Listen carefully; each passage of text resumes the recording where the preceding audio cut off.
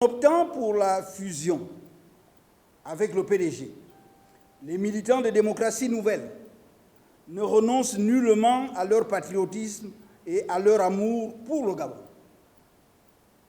Nous sommes simplement animés par la volonté de nous rassembler autour du président Ali Bongo Ondimba pour le soutenir et l'accompagner dans sa mission. C'est donc un appel à ses anciens camarades de l'opposition, surtout ceux qui, comme lui, avaient quitté le PDG dans la foulée de la présidentielle en 2016.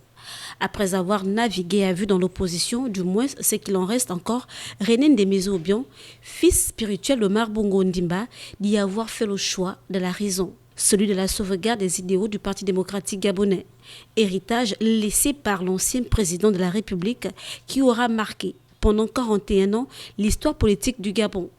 À travers ce retour de l'enfant prodige, René Ndémézo-Obiang, qui entraîne avec lui d'autres personnalités, c'est le PDG qui sort renforcé et l'opposition fissurée.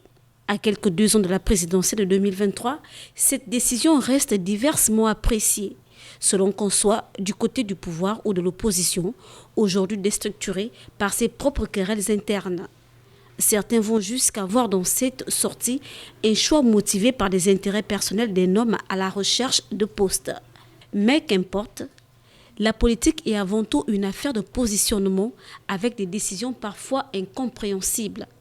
Pour l'avoir compris, en ramenant ses bagages et ses soutiens au Parti démocratique gabonais, René Ndémézo-Obiang estime avoir fait son choix. Car il s'agit avant tout pour lui de revenir à la maison qui a forgé la personnalité politique qu'il est devenu. Son appel sera-t-il entendu par les autres restés de l'autre côté du fleuve? À qui le tour? L'horizon 2023 se précise.